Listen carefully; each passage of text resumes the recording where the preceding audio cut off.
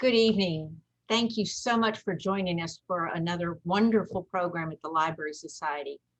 I will say that in the last year and a half that we've been doing Zoom programming, most of the communications that we've gotten has been post program with people being very excited. This is a little bit different. No fewer than half a dozen people have come to me. A friend stopped me on the street outside of the Dock Street Theater last week saying that she was so excited and she was sharing the information about this talk with all of her friends. We had a wonderful member who was so eager and so worried that she might miss this, that she kept asking to make sure she got the link. And when she hadn't gotten it first thing this morning, she wanted to know where it was. To have that kind of anticipation is not surprising given the topic, but it has been lots of fun. There's a lot of history with Pan Am, and these two brilliant, lovely authors who you're going to enjoy in conversation about Julia's book. It's interesting that Pan Am has such history, and I think it's very appropriate that the second oldest circulating library in America is showcasing the book. I was lucky to have had parents who traveled a great deal, and my father's field was China. So I lived in Asia as a very young child and as a teenager and flew Pan Am all over the world. And I am so excited to be hearing more about the saga and the women who made a difference. So I'm going to turn it over to Katherine Katz, whose book, Daughters of Yalta, is something that we also are promoting. And of course, Julia's book, please, if you haven't already ordered it, make sure that you go to Buxton Books, our on-campus New York Times reporting bookstore, which is one of the most amazing bookstores you will find on the East Coast, if not the country. Anyway, welcome to Julia and to Katherine, and thank you so much for being here. Thank you so much, Anne, and thank you for having both of us this evening. It is such a pleasure to join all of you, and I hope someday to come and visit you in Charleston in person. I've never been, but I am so excited that we're able to have this event virtually and this conversation with our wonderful author, Julia Cooke, who is one that I am so glad who's become a new friend of mine this year. And it's so much fun to be in conversation with her this evening. Julia Cooke is a journalist and travel writer whose features and personal essays have been published in Time, Smithsonian, Condé Nast, and Sever. She is the author of The Other Side of Paradise, Life in the New Cuba, narrative journalism about youth culture in Havana. The daughter of a former Pan Am executive, Cooke grew up in what's still called the Pan Am family, and she lives in Vermont. So welcome, Julia. Thank you so much for having this conversation with me tonight. So I am a big believer that the things that inspire us as writers, as historians, as journalists, are often kind of the seeds are planted very early in life before we even realize that they're there, that kind of, imprinting phase. For me, that was always stories and movies about, World War II, the music, my grandfather's stories. And for you, I know that you have a really personal connection to this book. So you note that you are, part of the Pan Am family. And can you tell us a little bit about what that was like and how that led you to think, gosh, maybe I could tell a story about this someday? Yeah, thank you. Thank you so much, first of all, to Anne and Dutch for hosting, to you for being here. I'm excited to be here. So I grew up in the Pan Am family, which I did not even know was a thing that was referred to as such until I started thinking about writing this book. My dad was an attorney with the airline. And so my parents were completely determined throughout my childhood to squeeze as much travel as they possibly could out of their employee passes, which made it so that they could fly standby on any flight that had 4 free seats. So really, my mom would pack us for hot or cold, and we would go to the airport, and she would stand there and look up at the board and see where the flights were going to and where she might want to go, and then we would hop on a plane and go somewhere. So it really wasn't until much more recently that I started thinking about the ways that that impacted me.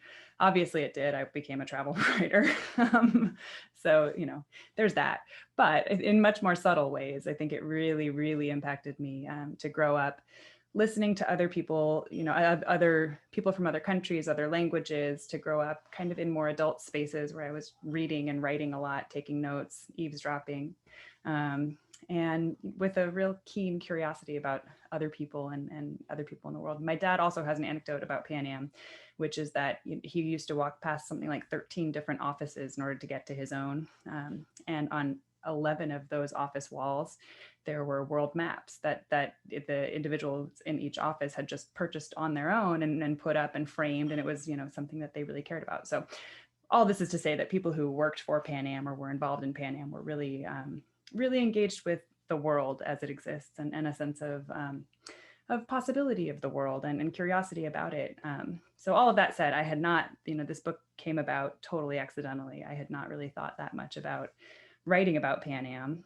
My first book was about youth culture in Cuba, and I was writing more about art and architecture. So Pan Am was not really a topic of my writing life until I went to an event at the TWA air terminal at JFK Airport, and I met these two women who had been former stewardesses. And I started out calling them flight attendants, and they very quickly corrected me. They said, no, we are stewardesses. We were stewardesses. That was what we were called back then. And people who are working right now are flight attendants. That's what they should be called, but we were stewardesses. So I found that really interesting. And, you know, I found them fascinating. They were so smart, really sophisticated. They talked about history with this level of authority and intimacy and just profound knowledge that I found, you know, exhilarating.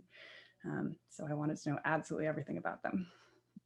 Well, that glamour of the jet age is something that I have always really enjoyed learning about, you know, seeing, you know, Mad Men. I think that's something that probably many people are familiar with.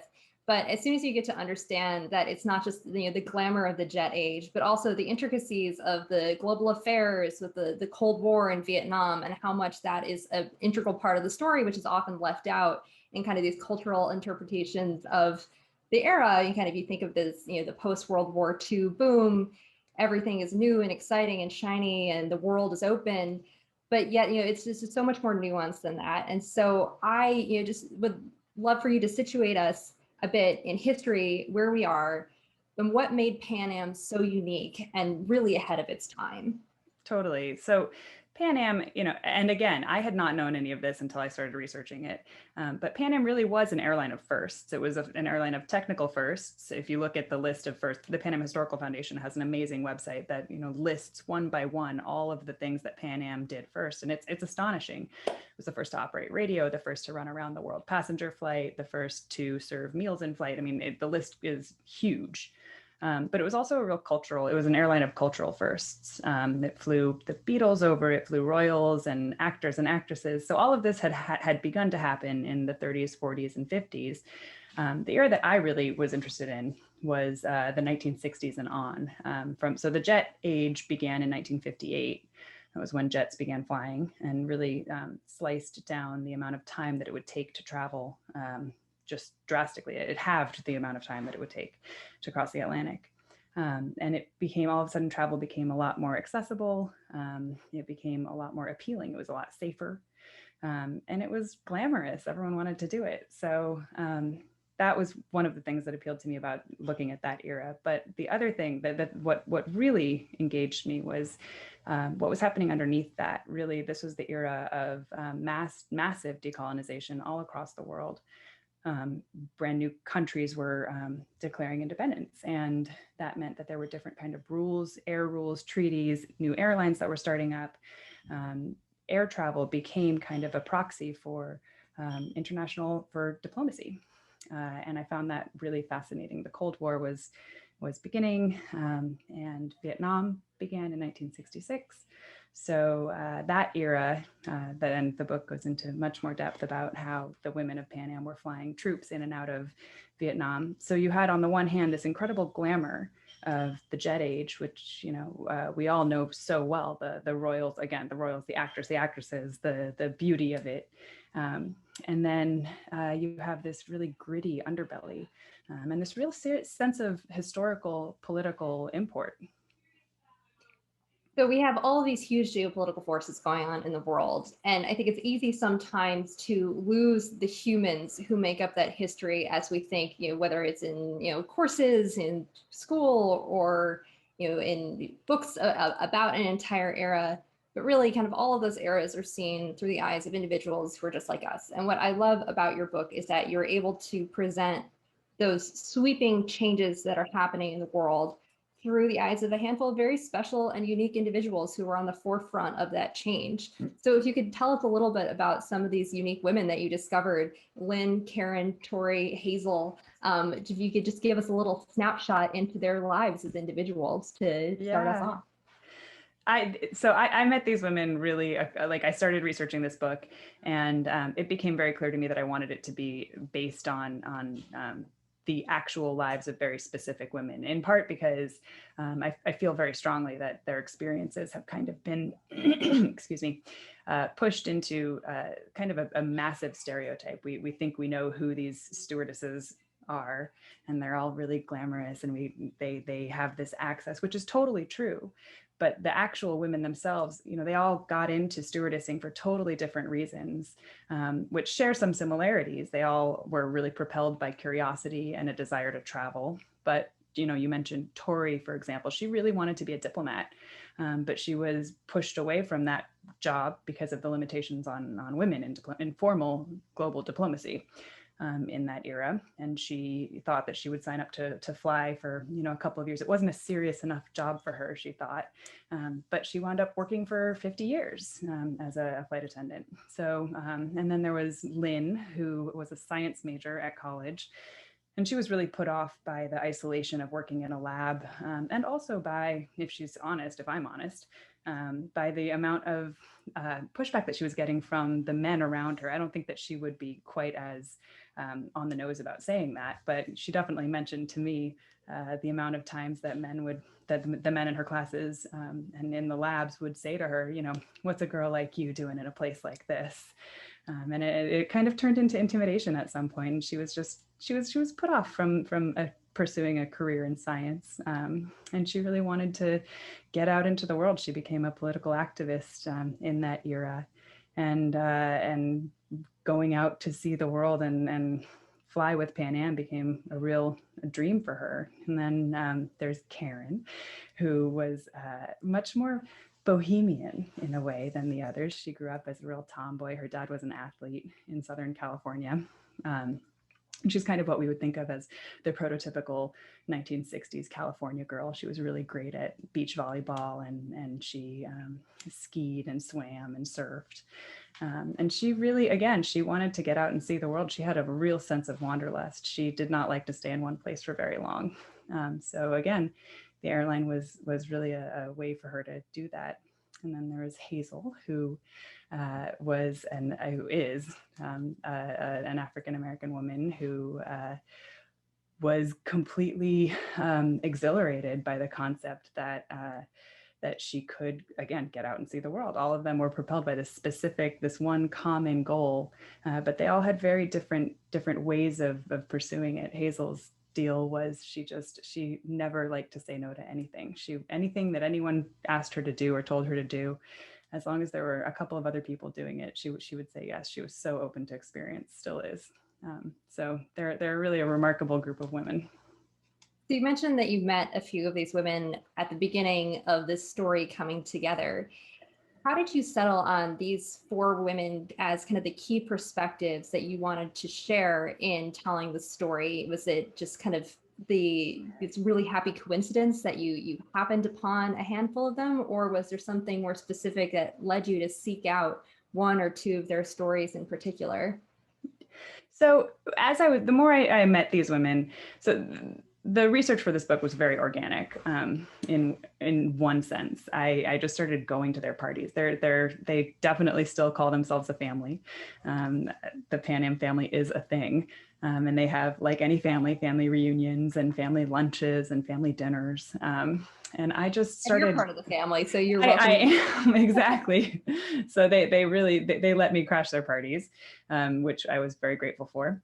I had started just going to their conventions and just talking to people, and they were very excited to share their stories. They are, as a group, incredibly generous with their experience. They're very excited to be taken seriously and to be asked the more serious aspects of their job. Not that they're also, you know, they love being, many of them love being asked for the best shoes in Rome, or the Hong Kong pearls. The Pan Am pearls are a thing. So that is also, they have fun sharing those tips too. But for me to be asking them about these aspects of their experience in a more geopolitical sense was, I sensed, quite new to them in a way. So they all really started telling me, oh, you have to go talk to so-and-so. Go talk to this person. She has an amazing story about blah, blah, blah. And I began to sense pretty quickly that some of the energy of what I was looking at was around these Vietnam War flights. I found them fascinating. They were by far the most shocking thing that really turned up in these initial phases of research. The degree to which they had been just so involved in the actual action of the war. They were flying soldiers into combat. They were shot at. They were dealing with men with PTSD. They were really in some very consequential roles. They were taking refugees out of Saigon at the fall of the war. So I realized that, you know, I wanted to follow that story, which I did. And I found that 3 of the women that I was talking to had been on one single flight, out of a refugee flight out of Saigon at the very end of the war. So Tori, Karen, and Lynn were all on that one flight. And then I realized that there were other aspects of the story of that era, that 1966 to 1975 era, that needed to be told. And one of those stories was the racial integration of the airlines. Another one of those stories was the new flights into Cold War Moscow. So as Pan Am is doing these flights with the US government fighting in Vietnam, they're also running these diplomatic sort of flights into Moscow out of New York.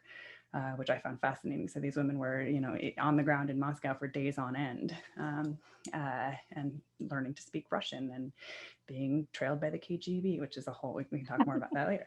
But the point is that was an element. Yeah. that was one element of the story that I knew I really wanted to tell. And I also wanted to talk about women ascending into management roles at the airline. So really, luckily, there were 2 women that I met at these events who managed to pull all of those 3 of those threads together. It was incredible. So Hazel happened to fly. Hazel both really gave me insight into the racial integration of the airlines, which happened only post EEOC after 1964, 1965. And she also miraculously just loved flying Moscow routes. So that was amazing. And then I met another woman, Claire, who had flown the Vietnam War flights in the 1966 to 68 era, which was before the other women had been flying those routes. And then she left the Vietnam War flights and started moving into management. So it was a very small, it was a little bit of providence or incredible luck. That's incredible. I absolutely want to come back to the Moscow side of the story, because as you know, I don't know if other folks know, you know, Russia is a huge interest of mine, especially looking at it from, you know, the Second World War to the beginning of the Cold War. So I absolutely want to come back to that. But first, I love what you said about how these women, the kind of the femininity and the enjoyment of things, like asking about, you know, the shoes or the pearls, it doesn't detract in any way from the seriousness of their jobs or their intelligence and their ability to understand the very complex geopolitical forces around them. And I think that's just such a wonderful thing to highlight, that, you know, they're not mutually exclusive, and kind of showing that more really kind of embracing what we think of as a feminine side of the job. It doesn't detract in any way from their power. And I love that. And that's something that I have found very true about the women that I've written about during World War II. And so I love that you kind of emphasize that those 2 things really can go hand in hand. But before we turn to some of the more diplomatic elements of that, because that's what I really would love to ask you about, I also am a huge research nerd. I love understanding how people, you know, do their research. You were in a really fortunate position of having living subjects to be able to talk to them firsthand about their experiences, rather than relying mostly on, you know, written documents. for someone writing about World War II, there are still a handful of people that I was able to interview who are in their 80s and 90s now, who remember the events at the end of the war. But the majority of the sources that I can rely on are those that are written and exist in archives. And there are different things that go into different kinds of research. While you do have fresh memories and the real people who lived through these events that you can speak with, there are also challenges associated with the reliability of memory, how to reconcile different perspectives on the same event. And that is different from project to project. And so I would love to know a little bit more about what researching this book was like, interviewing these women, how it might differ from the other writing that you have done as a journalist, and just kind of share a little peek behind the curtain of what the process is of bringing all of this together into such a lively story. It was so different from all of my other work. With all of my other writing, there had been a place that I could go to observe it. I could go someplace, take notes, talk to people, try to figure it out in the moment. And with this, it's all in the memory. So and memory is notoriously slippery, obviously, as you hinted at. So really, what I would do was my process was incredibly recursive. I'm really grateful for the women who were my primary subjects. They talked to me over and over and over again about the same scene, probably 5 or 6 different times, or the same event. I would talk to them. My process was I would talk to them. I would interview with them. For a couple of them, give me 1 second, I will reach down and show you. I have letters, which Karen would send me these letters, which she would post-it note and tell me, "Alan visit, life is too short to dig a rut." She would take her little version of what the highlight of the letter was for her. But so these are letters home to her parents from the era that I was researching. So I had that. I would talk to the women, I would look at their letters, and then I would go and look at the newspapers and see where the newspaper accounts of the different things that they were telling me about differed. There are a couple of really good academic books about the jet age and Pan Am, and so those were incredibly useful to me as well. And of course, there's an incredibly rich group of books about the Vietnam War and the end of the war. So all of these things came together. I also spent a lot of time in the archives at the University of Miami. The Pan Am archives are housed there. So my process was I would talk to these women, have an interview. They would tell me something. I would say, "Oh my gosh, I can't believe that happened." So for example, like Tori, one of the women, was caught in a diplomatic kidnapping incident. She told me this thing that happened, that she's in West Africa and a group of diplomats gets kidnapped off of her plane right in front of her, and she wasn't sure what to do, how to react. I kept thinking, this could not have happened the way you're telling me about this. This is bonkers. How did that happen? And then I went and looked at an encyclopedia of world events, and sure enough, exactly as she told me, the same number of diplomats was kidnapped off of the plane. So I looked at that, and then I went back and interviewed her again, and then I went back and looked at a couple of government documents that referenced it. So I found cables from one embassy to another protesting what wound up happening, and then I found other corporate documents in the Pan Am archives to also confirm that. So each event, and then I went and talked to a couple of other flight attendants who were stewardesses who had been on the same plane. So that was kind of my process. Was every big event I wanted to get multiple perspectives on, both academic, public-facing, historical accounts, and then also oral history. I felt very strongly that I wanted the oral history to guide the book itself, because I felt like that was my contribution. That was what I wanted to know. There have been a couple of books that have really keenly assessed the way that stewardesses contributed to the feminist movement, for example, or the way that Pan Am. There's a great book by a scholar named Jennifer Van Vleck out of Yale, which is all about how Pan Am's interests ran parallel to American power throughout the 20th century and American foreign interests abroad, and the industrial corporate goals aligning with U.S. political goals. So that's been done before, but I wanted to know about the women and how all of these huge currents and goals were playing out in their individual lives. So let's talk about diplomacy a little more specifically. I love thinking about the history of diplomacy, foreign affairs, the way the relationships between individuals impact that. And I would love your perspective on the sense that while women didn't necessarily have overt roles in elected office or appointed positions where they're actually physically sitting at the negotiating table between parties in international affairs, that's not to say that they were without power. And sometimes I feel like we as writers or historians need to dig a little deeper to reveal the true story and the real power that women have had in other ways of thinking about diplomacy, even if not the kind of traditional overt form that we usually associate with that role.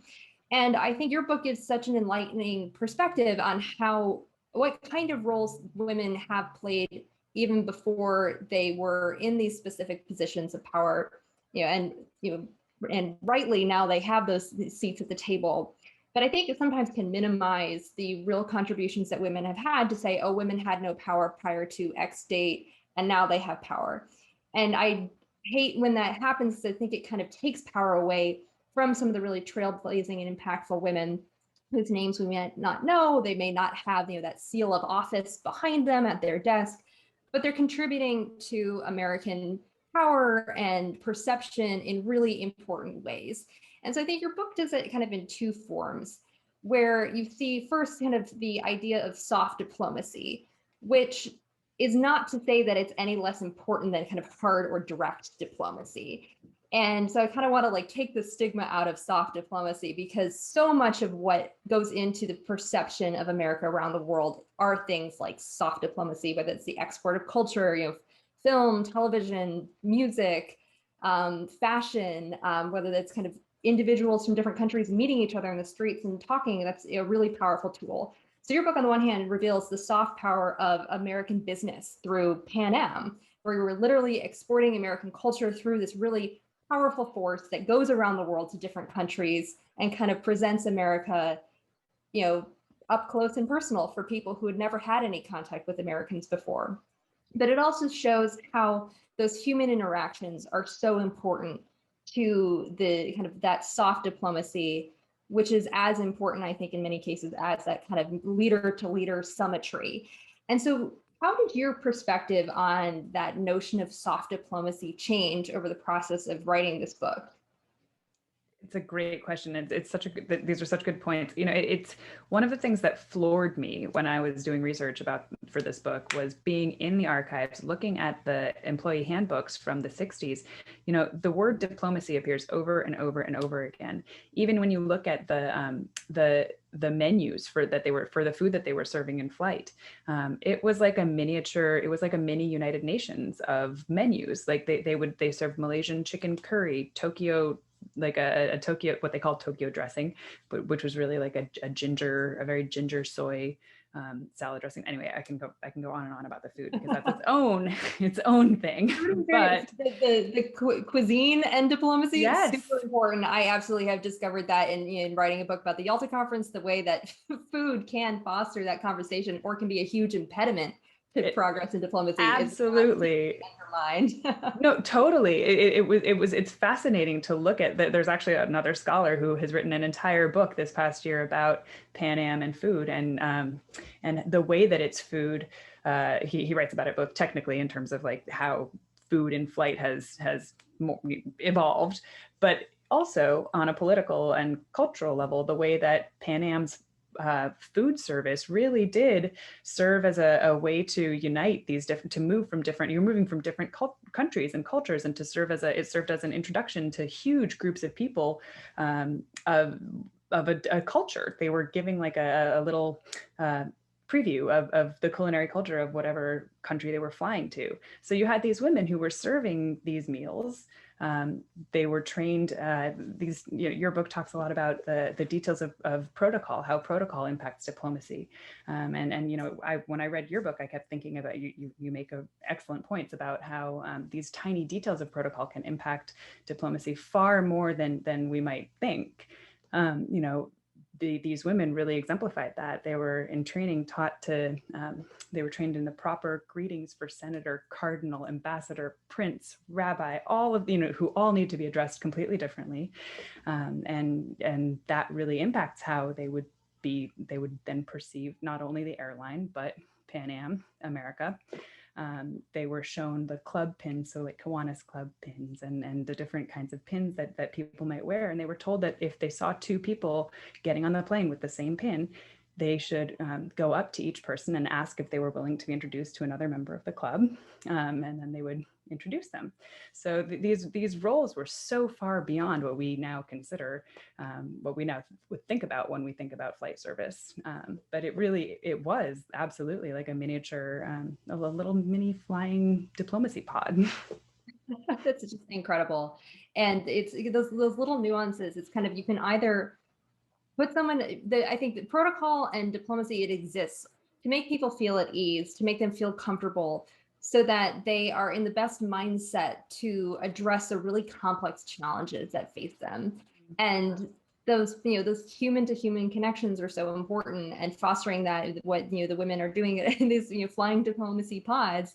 It's not just they're not waitresses. This is actively conducting the really unique intricacies of the kind of the dance of diplomacy, which most people can't see. And when it goes well, you're the unsung hero, and it's only if you mess up then all hell breaks loose. And it's kind of those petty things which can really hamper or hinder or allow diplomacy to excel. And I just found that so interesting, all the details of that. So I have to ask you specifically about Hazel in Moscow.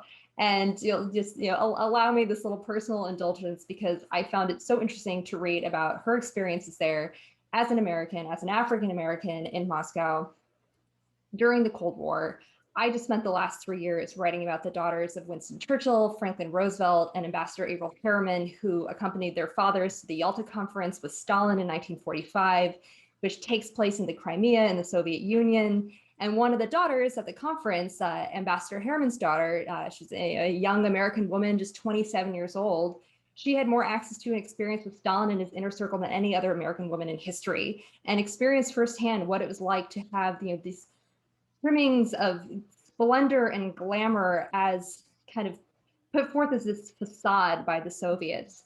And yet behind that facade, even if you pull back the curtain a little bit, this glamorous palace that was once the Tsar's summer retreat, where they're holding the Yalta Conference, is actually riddled with bugs. Bed bugs have infested the place. And then, of course, there are the listening variety of bugs, where everything is overheard.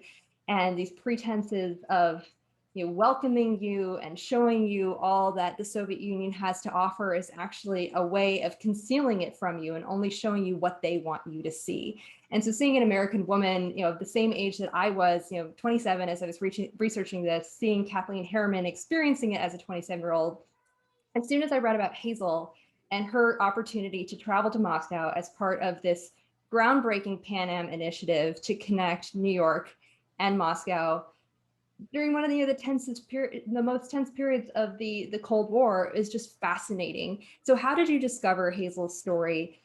How did you feel listening to her experiences of being on the ground in this really unique position in Moscow as an American, as an African American?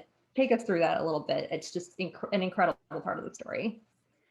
I had spoken to a couple of the women before I talked to Hazel, a couple of the women who had also been to Moscow, who had gone even to, Pan Am had so few Russian speakers at that time that they hosted a 30-person language course in Moscow for a month.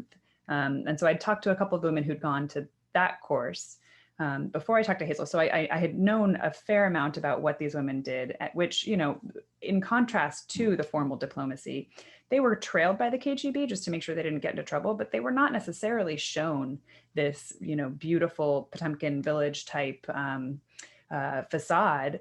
They were really allowed to do a lot of what they wanted to do in a way, which for Hazel meant she would meet passengers on the plane. She met people who were there, who were flying to Moscow to scout for circus acts, to look at the circus and see if they could get good ideas for the American circus. And they invited her to the circus, which was incredible. The circus in the Soviet Union in the Soviet era was more sought after. The acrobats were actually trained by the ballet, the Bolshoi ballet. So this is not what we would think of when we think of the circus. This is a much more elaborate affair. But anyway, when I started talking to Hazel about her experiences in Moscow, It was totally by coincidence. I was just asking her about, where were the places that she really enjoyed going, and she name dropped Bangkok and Rome, and then she said she really enjoyed Moscow. And I did a double take. I was, what did you enjoy about going to Moscow in 1972? And her point was that there was nothing like it. She said that if she wanted to get luxury things or have an experience where she was waited on hand and foot, or where she could eat incredible food, or where she could see, she loved Bangkok for the flower markets and just the markets in general, just walking through them, the humanity of it, she loved.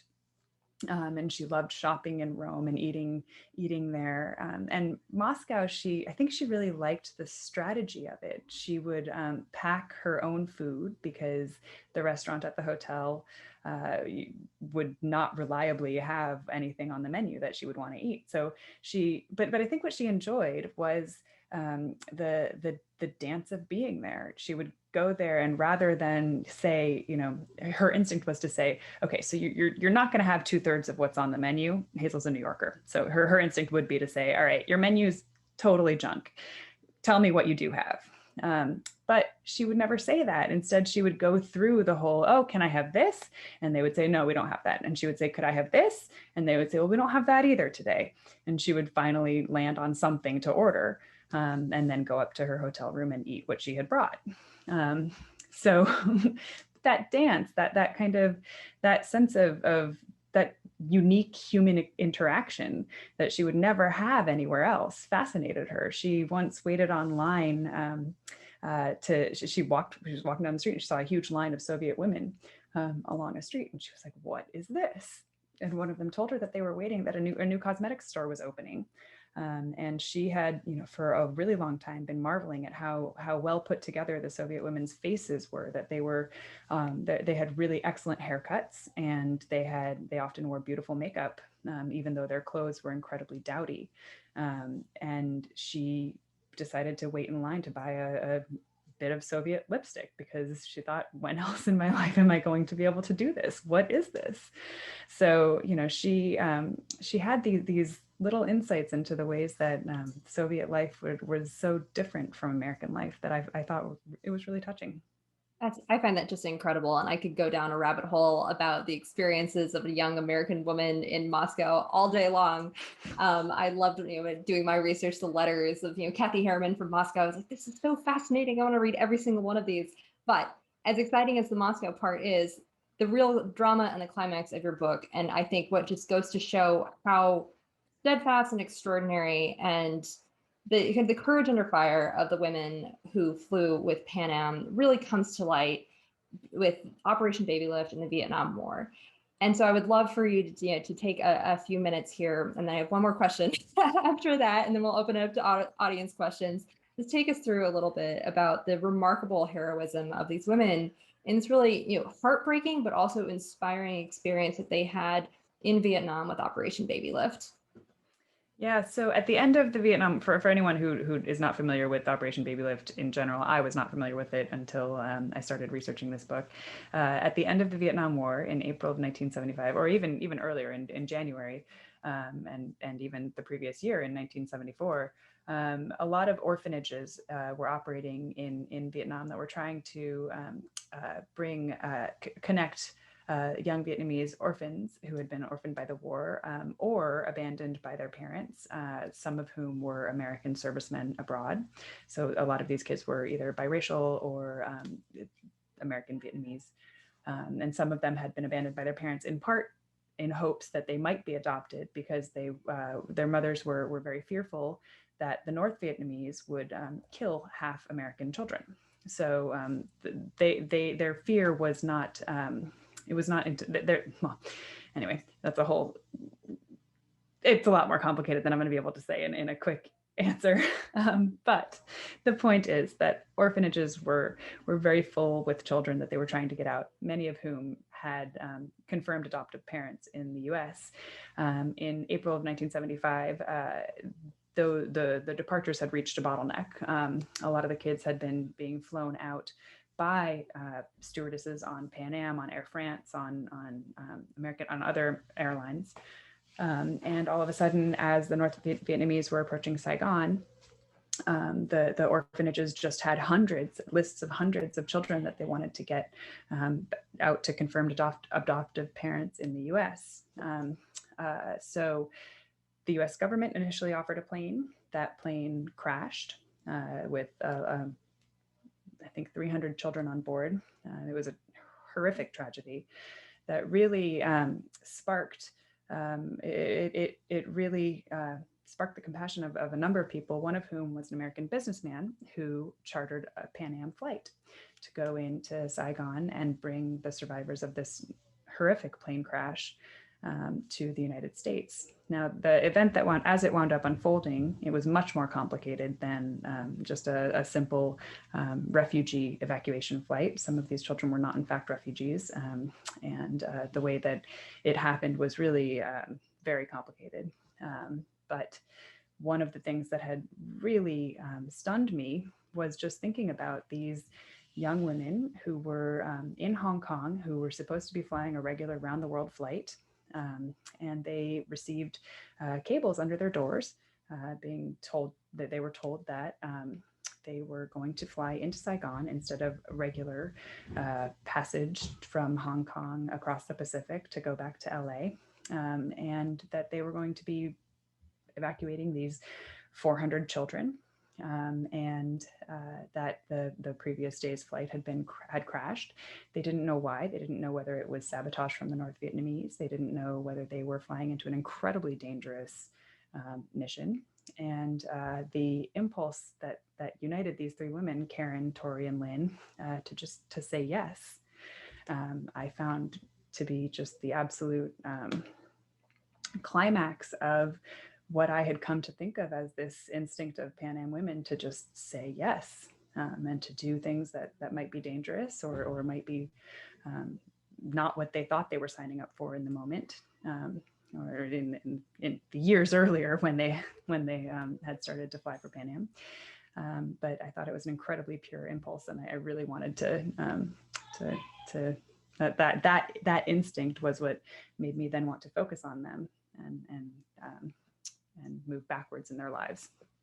Well, it's a remarkable part of the story. It really just goes to show so much of what made Pan Am and these women special and heroic in ways that I think many people don't give them credit for, don't even realize they should be thinking about. And it certainly allowed me to see these women and this industry in a way that I'd never understood it before. So thank you very much for that gift to all of us. I hope all of you will read the book, and when you get to that part, you'll understand why it made such an impact on me.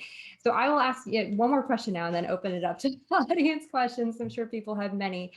So just thinking about your book and the dawn of the jet age, and comparing that to where we are in the world now, where we've had this kind of artificial reset almost to an era before the jet age, where the ease of travel just wasn't there as it is now. And while we have the means, because of COVID, we've all had this kind of artificial restriction in the way that we can experience the world and connect with people, in far-flung countries that it used to be as easy as booking a flight and off we go. And hopefully very soon that will be the case again. But what do you think that the spirit and this, the story of these women can tell us about this odd inflection point where we are right now, where the world is opening up again, we can return to business as usual. A lot of people, of course, have qualms or are nervous about re-entering that world of kind of international travel and experience and wanderlust. And yet, do you think that what does the story tell us kind of about how quickly will we even just psychologically return to that feeling and those impulses? Will it be a quick transition, or is it something that might take us a little bit longer?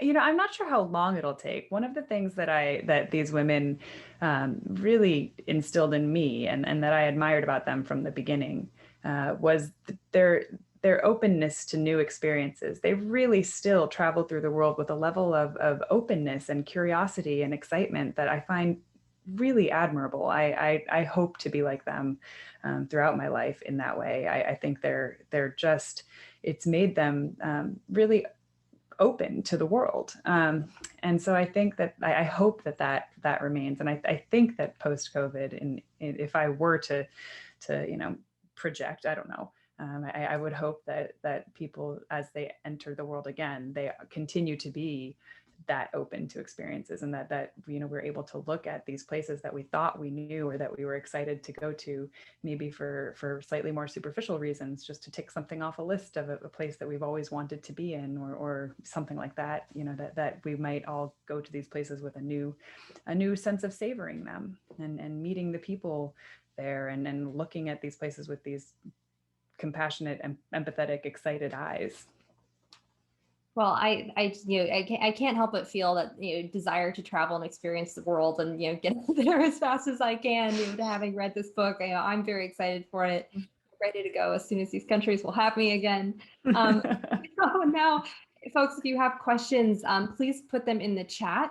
I see a couple of questions have come in. One came to me directly. I'm not sure if they've gone to the kind of the main chat or just to me. So maybe I'll just throw out the question that was sent directly to me, and then we can field the questions kind of wherever they're coming. However you're sending them in, we will find them. So one person, Elizabeth, asks, did the women share any perspective on kind of the business side of the management of Pan Am, and especially this business and this company that had given them all these opportunities, but at the kind of almost the height of the seeming invincibility of the company, it then also did go bankrupt. So did they give any perspective on that, as Pan Am as a business, and how it came to an end? And also wondering if in the course of that, did the women get to keep their pensions? I am not an expert on the ins and outs of their pensions. I don't actually know the degree to which all of them negotiated their pensions. It depends on when they exited the airline. A lot of the women left the airline in '86 when Pan Am sold its Pacific routes to United Airlines. So that it differs based on when the women departed and how they departed the airline. But there was a huge sense of not betrayal per se, but just sadness, mourning. This airline was a huge part of their lives, and it was really a part of their lives in a way that I would most liken to a sense of identity. They had Pan Am had offered them the ability to get to know themselves in these different places of the world and in these different contexts. For a lot of these women, they met deeply loved people, whether they're close friends or their partners in life, spouses. They met through flying, whether that was on the ground in these different countries that they were visiting or in the air. So their sense of self, the airline was hugely intertwined with that. So they really mourned the airline's passing as you would mourn a human. They didn't have a huge ton of insight into the ins and outs of the business dealings. I did a lot of reading on that on my own, but that was not something that they were necessarily that attuned to. But they were very attuned to the ways that the passengers were reflecting the passenger loads and the requirements of the 747. I came to think that the 747's advent really started to spell Pan Am's demise. It was just too big. They needed too many passengers. It was too big of an investment. And the women, their experiences definitely reflected that. They knew that something was going hugely wrong. The story of the 747 is fascinating. On the one hand, it's kind of the height of humans' ability to conquer nature.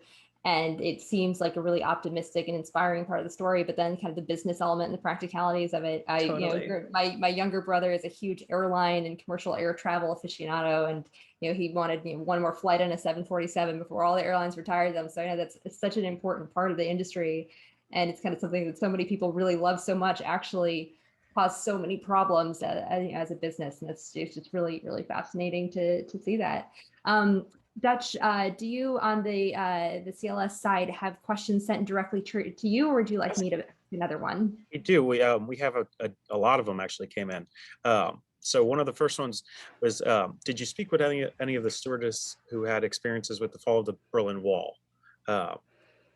So the internal German service was its own airline. It was actually Pan Am set up an airline within an airline to address Germany. So I did speak with people who had flown those routes, but not hugely in depth. So that was also much later than the era that I was looking at. Okay. And then, so we have another question about how did these women reflect on did they reflect on the way that air travel has changed in their lifetimes. I'm sure they did, but could you give us a little insight on their personal opinions? Yeah, I mean, I think they really do mourn the level of service that they had. There was a caviar service. Who wouldn't mourn that? that was its own thing. So there's definitely some nostalgia for that, for sure.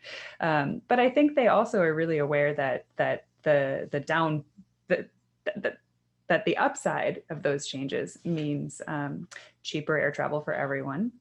Keep in mind that back then, part of the reason why the service was so good was because the government mandated the prices, and they were all pretty high, and so airlines really competed via service. So service was a huge part of why people were choosing one airline over another. Now that's not the case. People are choosing airlines based on prices.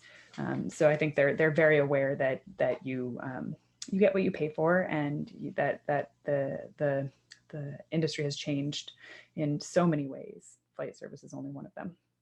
Okay, wonderful. And what is, they're curious about the typical amount of time that a Pan Am stewardess actually worked, whether it's the length of the career or actually a shift, if you will. So the shifts varied based on what route women had. So some of the routes would be like a 3 or 4 day route. Some of them were 10 to 12 to 14 days. And that depended on where they were going around the world. Or Africa routes were pretty long because they had to go from the US over to Portugal or to Senegal, and then over hopscotch across the continent from country to country, and then down to South Africa or over to Nairobi and back. Anyway, the routes varied. The time away from base varied a lot. And then for the length of years of a career, that is a huge part of the book, actually, because at the beginning of the book in 1966, the average career across many airlines was only about 2 years, and that was because there were regulations in place mandating the youth and unmarried status of the stewardesses, and then as soon as those, so a big thread of the book is the fight for equal rights, as the stewardesses were seeking the dismantling of those really sexist hiring policies, and as those rules fell one by one, the years just skyrocketed. The women were keeping their jobs, and they were now continuing to work for 7, 9 years. They loved their jobs. It's amazing. One of our good friends here at the library, he's noticed a familiarity between you and the book cover, and he'd like to know if the likeness between our stewardess on the cover was inspired by you, or if that's just a happy coincidence. I will take that compliment and I will run with it. Thank you. No, that had no. And then we do also have a question. Is there any stories about unruly passengers or just absurd stories? Absolutely. Yeah. So I definitely heard stories about unruly passengers of all sorts of stripes. There was the garden variety sexist passenger who reached out and tried to touch women. And those were anyway. And then there were unruly passengers who got drunk and were just unruly in general. And there was that was one of the things that women were fighting for in terms of seeking more rights with the airline. It was the ability to have a credible threat, to threaten someone with an actual consequence, as in you will not you will not be able to fly Pan Am or whatever airline in the future if you get out of hand. And then there was the unruliness of a totally different variety, which is soldiers with PTSD. Which I heard quite a lot about, the women having to deal with men who were either coming down off of drugs, going into withdrawal in the air, or who were so frightened of going back into service after an R&R flight. I heard a story about one soldier who tried to open the rear door of the plane while it was descending from the air to try to jump out. Which she knew was not possible, but still scary, really frightening.